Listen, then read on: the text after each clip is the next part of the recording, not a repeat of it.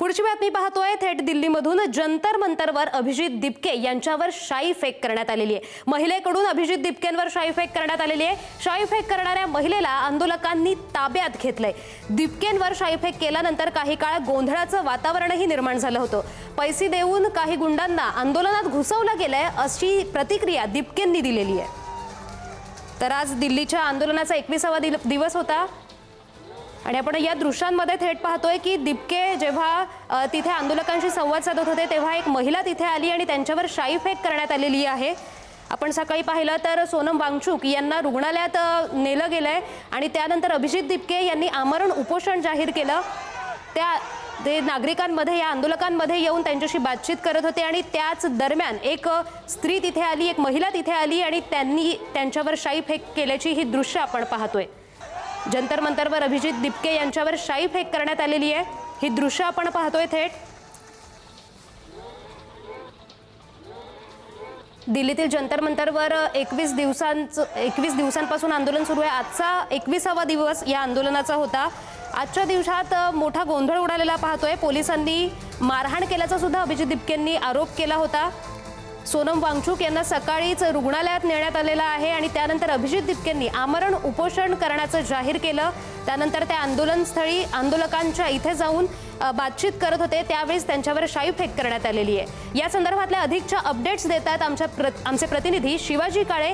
शिवाजी, नेमका काय प्रकार घडलेला आहे? शाई फेक झाली आहे, कशामुळे शाई फेक करण्यात आली, काय कळतंय?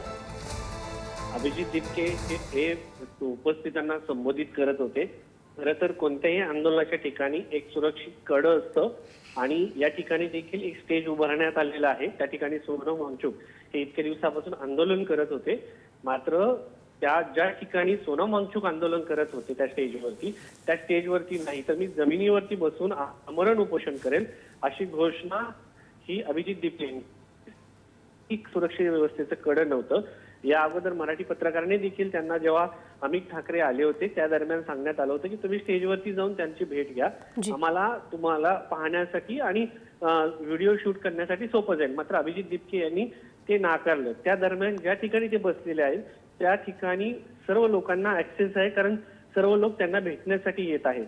त्याच दरम्यान त्यांनी हातामध्ये माईक घेऊन लोकांना संबोधित करत असताना एका महिलेने त्यांच्यावरती शाई फेकली आणि त्यांना एक झापडही मारली। अशी परिस्थिती त्या ठिकाणी सध्या तरी पाहायला मिळालेली आहे। त्यानंतर त्या महिलेला पकडण्यात आलेलं आहे आणि ज्या पद्धतीने त्या महिलेने त्यांच्यावरती शाई फेकलेली आहे अभिजित दिपकेवरती, त्यानंतर वातावरण काही काळ तणावाचं झालं होतं। आता मात्र त्या ठिकाणी या जंतर मंतर मैदानावरती तणावपूर्ण शांतता पाहायला मिळत आहे।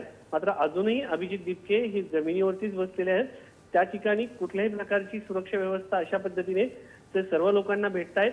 त्यामुळं काही या सगळ्या गोष्टींमुळं पोलिसांच्या सुरक्षा व्यवस्था जी आहे त्याच्यावरतीही तणाव निर्माण होतो, कारण कोणताही नेता जेव्हा स्टेज सोडून खाली जमिनीवरती येतो त्या ठिकाणी सर्व पब्लिकना ऍक्सेस असतो, त्या ठिकाणी सुरक्षा व्यवस्थेवरती मोठ्या प्रमाणात तणाव येतो आणि कोणत्या व्यक्तीच्या मनामध्ये काय आहे भेटायला आलेल्या हे पोलिसही सांगू शकत नाही।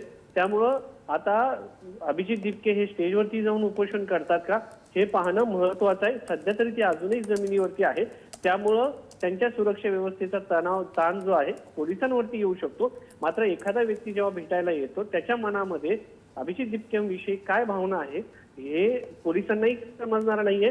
त्यामुळे अभिजित दिपके हे जर स्टेजवरती गेले तर कदाचित पोलीस व्यवस्थेवरचा तणाव जो आहे कमी होईल आणि जे आंदोलन शांततेच्या मार्गाने सुरू आहे ते हिंसक होणार नाही। त्यामुळे आता अभिजित दिपके याच्या संदर्भात काय निर्णय घेतात हे पाहणं महत्वाचं असेल। जी धन्यवाद शिवाजी दिलेल्या या सविस्तर माहितीबद्दल।